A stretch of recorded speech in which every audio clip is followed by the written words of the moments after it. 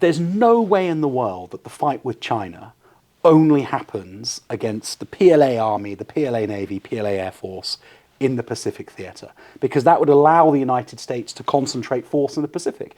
They will send the Russian Northern Fleet out into the Atlantic to threaten the US Eastern Seaboard. So the person I've found really interesting to read about, and I'm working my way through his book at the moment, is Bridge Colby. And I wonder, what if you're familiar with what he's written and what his mind is. As a former Assistant Secretary with NATO and Europe specifically to focus on, what do you make of that view that America's interests don't lie in Europe anymore and that the US should look pretty much exclusively to the Indo-Pacific and perhaps the Middle East? Well, that's a great question. I do know him somewhat. The Europe-NATO community in Washington is actually very small. Yeah. We all know each other one way or another. And so when he was made the undersecretary, which is a very influential position in the Pentagon, I was wondering how he was going to square his China first view, and he's very radical on that, very strong on China first. He lays out his argument in these books and things like that. But once you become the undersecretary, you can't just be a one-trick pony. You've got a lot of problems on your hands because you deal not just with other regions, but also other problems, other issue sets, functional issues. He has to deal with intelligence issues. He has to deal with arms control. He'll have to deal with nuclear policy. He has to deal with budgets and that type of thing. I mean, it's all-encompassing. So he has to have room in his mind for something other than China. When it comes to Europe-NATO, he and I have talked about that. And I have waved the Europe flag, and I think there was a time when that would upset him a little bit because he felt that too much effort had been put into Europe because of that. He did say something recently about the deployment of the UK aircraft carrier out to the Indo-Pacific, saying, I'd rather that be staying around Europe to take care of a European contingency. So he is thinking about it and acknowledging that there is a European contingency. He could have said, yes, we'd send both of those carriers to the Indo-Pacific. Send all of your military there.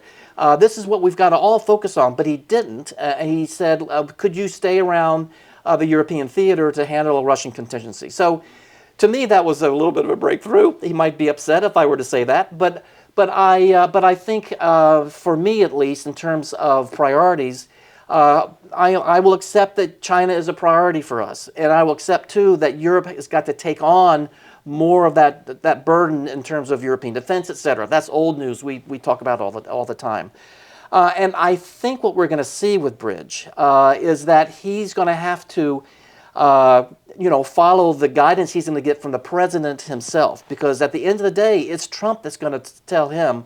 Where does he want, the Pentagon and the Undersecretary's office? What's the priority for Bridge?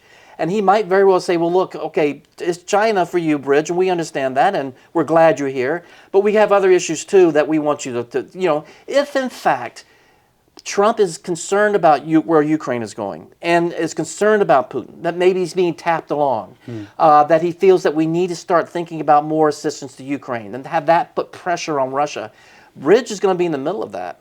So it might be the president goes to Bridge and says, love what you're doing with China, love it, but you need to help me with Russia right now, because if I'm being tapped, I want to make sure we push back and use some leverage. And that's going to come from you, Bridge, because it's your assistance packages to Ukraine that's going to put that pressure on. So let's see how he handles that.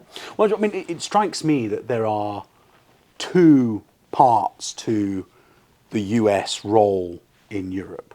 One bit is the security of continental Europe, discuss the degree to which that is the United States' responsibility. And the difficult thing for Europeans like me is that a lot of what Trump is saying is entirely true, that we've completely undervalued our security, taken American investment as a free good, and we deserve to be told to do better.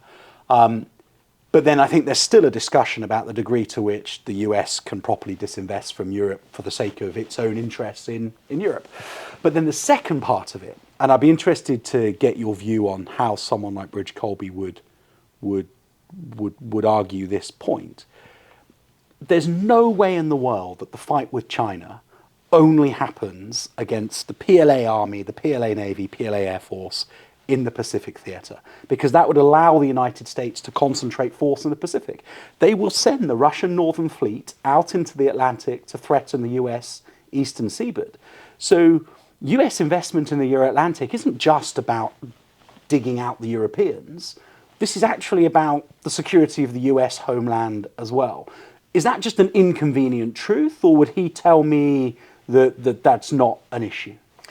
Well, I would hope he would tell you that it is an issue, because it certainly is. And Bridge has a strategic mindset.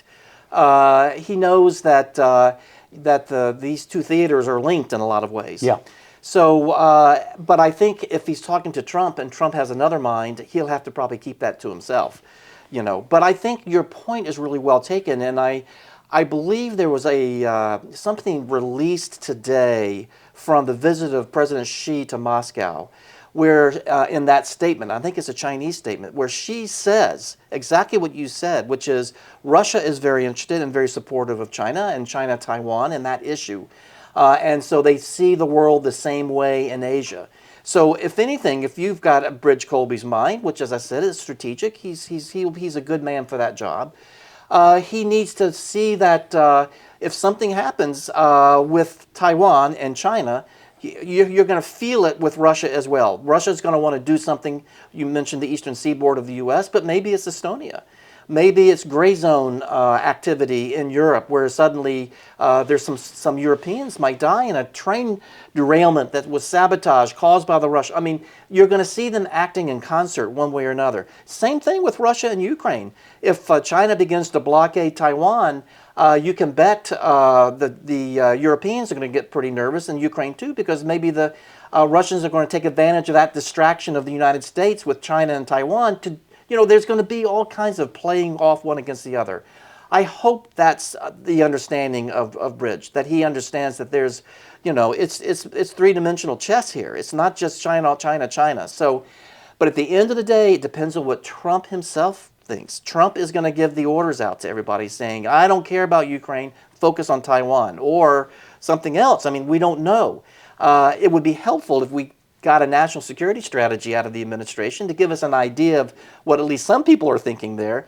But your question is an excellent one, and it shows the complexity that Bridge is going to have to operate in, particularly when he deals with a Secretary of Defense who might not be as strategic-minded as he is.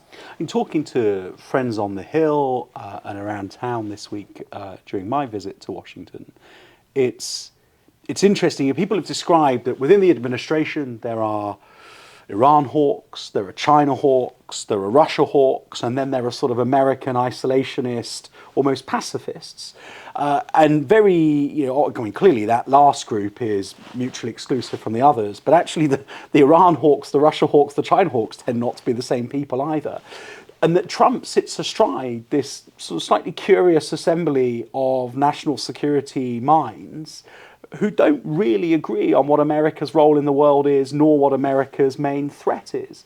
And what people have sort of said, curiously, is therefore, for Trump's success is basically just to avoid any war, because then you don't have to, the showdown doesn't come between the Iran hawks and the isolationists, or the China hawks and the isolationists, discussed, because it doesn't feel like events are going to quite allow that to be the case. No, and you know, I think Trump likes it that way. Trump doesn't want to have a solid front coming from his people or from the bureaucracy. He wants to see that conflict. He thrives on that, from what I understand. Interesting. He thrives on that. He thrives on seeing two officials fighting each other in front of him. He likes the sport of it, probably. You know, and also he likes to hear all these views, because he knows at the end of the day, he's going to call the shots, because they're all fragmented. You have the various hawks of various stripes and other types of fellow travelers in there. And at the end of the day, they depend on Trump to say, okay, this is what I want. And he's picked people who will do what he says. In other words, these all might be hawks. They might all have their views on various things, but they're also at the same time willing to do exactly what Trump wants them to do. So I think this is something that he thrives on. I understand Franklin Roosevelt also liked to have that kind of thing too. So so for those Democrats listening, you know, it runs in the family. So there's something about, you know, that a strong leader is one that's willing to see the staff take opposing positions and argue it out. And hear all the views. And there's a thought that leads to more rigorous policy making.